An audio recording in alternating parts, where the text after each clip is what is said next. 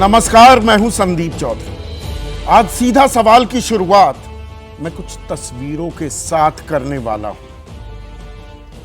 Railway station हो, bus station हो, सड़कें, होटल, छोटे छोटे होटल्स की बात कर रहा हूं।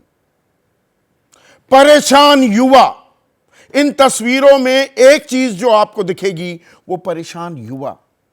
आलम देखिए, पटना का यह रेलवे स्टेशन है। यहां पर यह युवा प्लेटफॉर्म पर ही डेरा जमाने को मजबूर हो रहे हैं। होटल नहीं ले सकते, कमरे 500 रुपए के कमरे 2,500 रुपए में अब उनका किराया बढ़ा दिया गया है। रिक्शा 10 से 20 रुपए जो चार्ज होते थे 60 से 80 रुपए मांगे जा रहे हैं। यह हमारी भावी पीढ़ी है, हमारी आधी आबादी आलती पालती मारे बैठे हुए हैं। शौचालय तक का इंतजाम नहीं। ये कौन लोग हैं, यह बताना भी जरूरी हो जाता है। ये अभ्यर्थी हैं, ये शिक्षक भर्ती इम्तिहान के एंट्रेंस टेस्ट को देने के लिए आए हुए लोग हैं। बिहार में 1,70,461 शिक्षक पदों के लिए आवेदन मंगाए गए। 20 लाख से ऊपर लोगों ने आवेदन भरा। आज दूसरा दिन है, परीक्षा जारी है। पहले दिन 8 लाख के करीब ने इम्तिहान दिया। आज भी लगभग 8 लाख लोग, कल भी लगभग 8 लाख लोग इम्तिहान देने वाले हैं। और जो एग्जामिनेशन सेंटर्स हैं, पंखे नहीं चल रहे, बायोमेट्रिक्स काम नहीं कर रहा। आज दरभंगा के डॉन बॉस्को स्कूल में तो 2 सत्रों में चुनाव हो रहे हैं, एक मॉर्निंग एक इवनिंग। जो सुबह का है वो 1:30 बजे खत्म हो जाता है इम्तिहान, फिर 3:30 बजे दूसरा इम्तिहान, दूसरी शिफ्ट। वो बाहर ही नहीं निकल पाए। मतलब ऐसी बद इंतजामी। और कोई पूर्णिया का छात्र है, रोहतास में उसका सेंटर डाल दिया गया है। लोकल सेंटर्स दिए ही नहीं गए। Running from pillar to post जिसे कहते हैं, मारे मारे फिर रहे हैं ये युवा। ये हमारा डेमोग्राफिक डिविडेंड जिसे हम कहते हैं। पर इसमें बड़ी तस्वीर निकलकर क्या सामने आती है? नौकरी के लिए कितनी मारामारी है। और यह तस्वीर सिर्फ बिहार या राजधानी पटना की नहीं है, बिहार के अलग अलग इलाकों की भी, और यह देश के किसी भी हिस्से की तस्वीर हो सकती थी। और पिछले कुछ सालों में हमने देखा भी है। कुछ उदाहरण आपके सामने पेश कर दूं, आपकी याद ताजा कर दूं। मार्च 2018 की बात है। रेलवे ने 90,000 वैकेंसीज निकाली थी। 2,80,00,000 लोगों ने आवेदन दिया था। 2,80,00,000। तमिलनाडु में टाइपिस्ट और स्टेनोग्राफर्स के लिए, इन पदों के लिए आवेदन निकाले गए। 9,500 पद थे। 19 लाख लोगों ने आवेदन भरा, जिसमें 992 पीएचडी थे और 23,000 एमफिल। नौकरी स्टेनो की, टाइपिस्ट की। हरियाणा में 14,836 लोगों ने एक पियून की नौकरी के लिए अप्लाई किया। इसमें पीएचडी थे, एमफिल थे, एमएससी थे, एमए थे।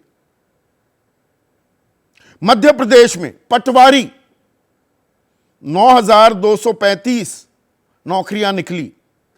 10.25 लाख लोगों ने आवेदन भर दिया। पश्चिम बंगाल में 18 लाख लोगों ने एक ऐसी नौकरी के लिए आवेदन भरा जिसमें न्यूनतम योग्यता जो थी वो 8वीं पास थी। 3.5 लाख लोग इन 18 लाख आवेदनकर्ताओं में से ऐसे थे जिनके पास मास्टर्स डिग्री थी। अब हमने विश्व गुरु बनने का संकल्प लिया है, हम कह रहे हैं अमृतकाल में रह रहे हैं, पर अगर देश के युवा के पास एक अदद नौकरी नहीं होगी तो हम महाशक्ति कैसे बनेंगे, हम विश्व गुरु कैसे बनेंगे। सिर्फ बिहार की बात करूं तो 40 लाख लोग नौकरी की तलाश में दर दर भटक रहे हैं। जो पूरी जनसंख्या है उसमें लेबर फोर्स कितनी है? 42.2%, महज 42.2%। 100 में से जो नौकरी लायक लोग हैं 42 ही कुछ नौकरी कर रहे हैं। और नौकरी का मतलब क्या है? यहां पर रोजगार का मतलब पैमाना है, एक हफ्ते में 1 घंटे अगर आपने काम मिल गया आपको या कर लिया तो आपके पास रोजगार है। इन सबको जोड़कर बता रहा हूं, देश में 29 करोड़ लोग तो अब ऐसे हो गए हैं जिन्होंने नौकरी की आस ही छोड़ दी है। और यह बात बिहार तक महदूद नहीं है। अगर हम अखिल भारतीय स्तर पर भी बात करें, 8.3% बेरोजगारी दर चल रही है। नीतीश कुमार ने पिछले साल स्वतंत्रता दिवस के मौके पर वादा किया था 20 लाख रोजगार सृजित करेंगे। तेजस्वी यादव ने यह आंकड़ा 10 लाख कर दिया। प्रधानमंत्री मोदी ने 2014 में ही वादा किया था 2 करोड़ रोजगार हर साल देंगे। 9.5 साल हो गए हैं तो 2 करोड़ के हिसाब से 19 करोड़ रोजगार सृजित हो जाने चाहिए थे। लेकिन यह वादा कभी पूरा होगा क्या? रोजगार के नाम पर फिर मुद्रा लोन और जनधन खातों का आंकड़ा बता दिया जाता है। केंद्र सरकार में भी 40 लाख नौकरियां हैं कुल मिलाकर और 9,64,000 पद खाली पड़े हैं। कुछ महीनों पहले प्रधानमंत्री ने कहा कि 18 महीने में हम 10 लाख नए रोजगार देंगे, नौकरियां देंगे। वो तो दरअसल जो ये खाली पड़े पद हैं उनको भरने की कवायद मात्र है क्या? ये ऊंट के मुंह में जीरा है क्या? इससे काम चल जाएगा क्या? और जो हम इस देश के डेमोग्राफिक डिविडेंड की बात करते हैं वो कहीं लायबिलिटी में कन्वर्ट तो नहीं हो जाएगा। और डेमोग्राफिक डिविडेंड की जब बात होती है तो कुछ आंकड़े यहां पर आपके सामने साझा करने जरूरी हो जाते हैं। हमारी जो जनसंख्या है, मैं 19 से 28 साल की जो उम्र के लोग हैं उनका जिक्र करता हूं। 22% आबादी है, यानी कि लगभग 30 करोड़ लोग, पाकिस्तान से ज्यादा। इनको अगर नौकरी नहीं मिलेगी तो क्या समाज में तनाव और नहीं बढ़ेगा? यह मैं नहीं, बहुत सारे समाजशास्त्री इस ओर इशारा कर चुके हैं।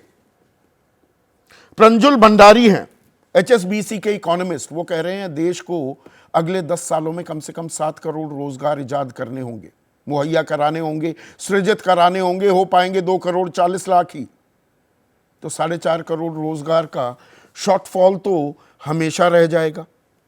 2014 से 2022 के बीच 22 करोड़ 5 लाख लोगों ने नौकरी, सरकारी नौकरी के लिए आवेदन दिया। इसे गौर से सुनिएगा, 22 करोड़ 5 लाख।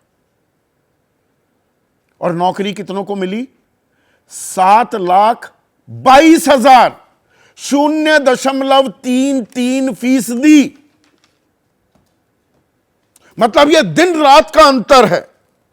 यह ऐसी खाई है, इसे हम कैसे पाटेंगे और इसके लिए क्या हम गंभीर हैं भी, यह अपने आप में एक बहुत बड़ा सवाल हो जाता है। और कौशल विकास के नाम पर हम क्या कर रहे हैं, इस पर तो मैं आऊंगा आगे। सरकारें वादा कर देती हैं, दुनिया भर की रेवड़ियां बांटी जाती हैं। जी बेरोजगारी भत्ता दे देंगे, आपको मुफ्त में बिजली दे देंगे, 5 किलो अनाज दे देंगे, स्मार्टफोन दे देंगे, स्कूटी दे देंगे, बस में सफर मुफ्त दे देंगे। एक नौकरी दे दो, युवा को उसके अलावा किसी और चीज की दरकार ही नहीं है। उस ओर कोई भी राजनीतिक दल एक पुख्ता गेम प्लान, एक रोड मैप के साथ सामने आता क्यों नहीं दिखता है? इसी पर आज मैं चर्चा करने वाला हूं। जैसे ही घड़ी का काटा दोपहर 2:30 पे आए, बबीता जी का दिल सास बहू साजिश के लिए मचल जाए। और ये है इनकी बहू, पूरे दिन ऑफिस की टेंशन हो जाए गॉन जब ये करें अपना फेवरेट शो फ्री टाइम पे ऑन। इनकी तरह आप भी देखिए अपना फेवरेट शो अपने टाइम पर और डाउनलोड कीजिए एबीपी लाइव ऐप अपने स्मार्ट टीवी पर।